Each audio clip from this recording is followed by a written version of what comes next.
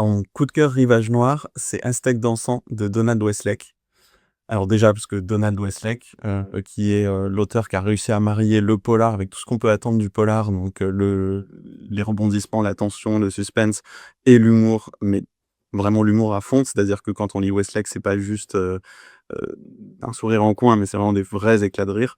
Et celui où il y en a le plus, bah, c'est peut-être Aztèque dansant, donc qui est, son roman le plus foisonnant, le plus fou. Il y a une cinquantaine de personnages et on va à travers tout New York, avec ces personnages. Bonjour, moi c'est Yoann Labrousse-Attalin et je m'occupe du polar pour Télérama. Déjà l'intro est incroyable, ça commence par cette fameuse phrase, «À New York, tout le monde cherche quelque chose». Et donc il se lance dans une liste à la Prévert, sur tout ce que les gens peuvent chercher à New York et on arrive à Jerry Minelli qui lui cherche une caisse marquée d'un A. Alors qui est Jerry Minelli? Jerry Minelli, c'est un escroc, qui est tombé dans la marmite quand il était petit, où il a toujours été de combine en combine. Il a arrêté l'école super tôt pour se lancer dans des arnaques à la loterie et puis, bah, désormais son gagne-pain en fait, c'est d'être dans l'aéroport de New York JFK et de faire rentrer des marchandises, sous le manteau. Et donc il doit mettre la main sur cette caisse marquée d'un A, sauf que on lui a donné l'info avec un fort accent et le A était en fait un E, donc il a pas la bonne caisse. Et il devait récupérer, donc une boîte dans laquelle il y avait plein de statues d'un prêtre aztèque dansant. Donc, une statue très moche, tout en or, plein de copies, une dizaine de copies et parmi elles l'original, en or massif qui vaut 1 000 000 $. Et donc bien sûr, lui n'a pas la bonne, a juste une caisse avec des reproductions, toutes moches et qui ne servent à rien. Et la vraie caisse est partie à un comité d'habitants de New York qui se félicite d'avoir obtenu l'ouverture d'une salle de squash. Donc là, on retrouve toute l'ironie déjà de Westlake dans l'info qui n'a absolument aucun sens.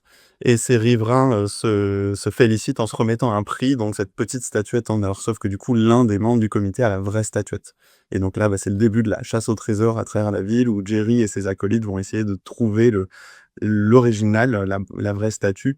Alors c'est le prétexte pour visiter New York parce que tous ces mecs un peu paumés, ils ont grandi dans le Queens, pour la plupart, ils ont mis peut-être 3 fois les pieds à Manhattan dans leur vie. Ils connaissent pas finalement leur ville et ils vont découvrir donc New York, en traquant cette statue.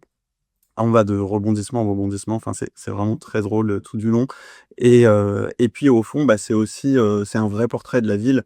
C'est le portrait le plus drôle en fait qu'on puisse trouver de New York, puisqu'on va vraiment dans tous les quartiers, dans toutes les situations, dans tous les milieux et là-dessus, Westlake est vraiment imparable jusqu'à la conclusion qui bien sûr est à la hauteur. Mais finalement le bout n'est pas le plus important, c'est vraiment le voyage qui compte et cette immersion dans le New York, le plus interlope possible.